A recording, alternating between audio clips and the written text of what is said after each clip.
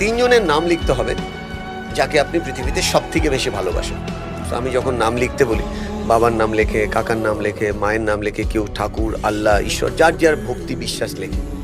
অনেকে তারপরে প্রশ্ন করি সব থেকে বেশি রেসপেক্ট করেন এরকম একজন তিনজনের নাম লেখেন, সেখানেও এই ধরনের মানুষের নাম লেখে। তারপর আমি মোবাইলে সেলফি ক্যামেরা ঘুরিয়ে যখন ধরে বলি এই মানুষটা কোথায় গেল, মানে নিজের নাম নেই কেন, মানে বলার বক্তব্য হচ্ছে আমি নিজেকে সাথ দিচ্ছি, এদিকে নিজের চেনার ব্যাপারে নিজেকেই ভালোবাসার সুযোগ শুরু হলো না। মানে সেলফ লাভ আর সেলফ রেসপেক্ট যদি না থাকে সেই মানুষ জীবনে কি করে গ্রো করবে? সেই কথায় আছে না, don't go through your life, grow through your life.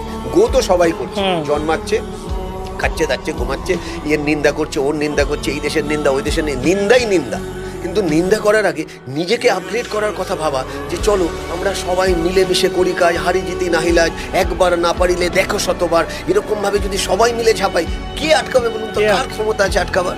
কিন্তু আমার 10 টাকার 5 টাকা আমি নিন্দাতে বার করে দিচ্ছি। প্রথমে টিচারের ভুল ধরছি, তারপরে বাবা মায়ের ভুল ধরছি, তারপরে দেশের নেতার ভুল ধরছি, তারপরে সারা পৃথিবীর বড় বড় দেশের ভুল ধরছি। কিন্তু নিজের ভেতরের যে কারেকশনসটা করা, যে মনের আলোটা জ্বালাবো, এটা করেছে জাপান। আমরা যদি একটু জাপানের দিকে তাকাই, হিরোশিমা নাগাসাকি যেভাবে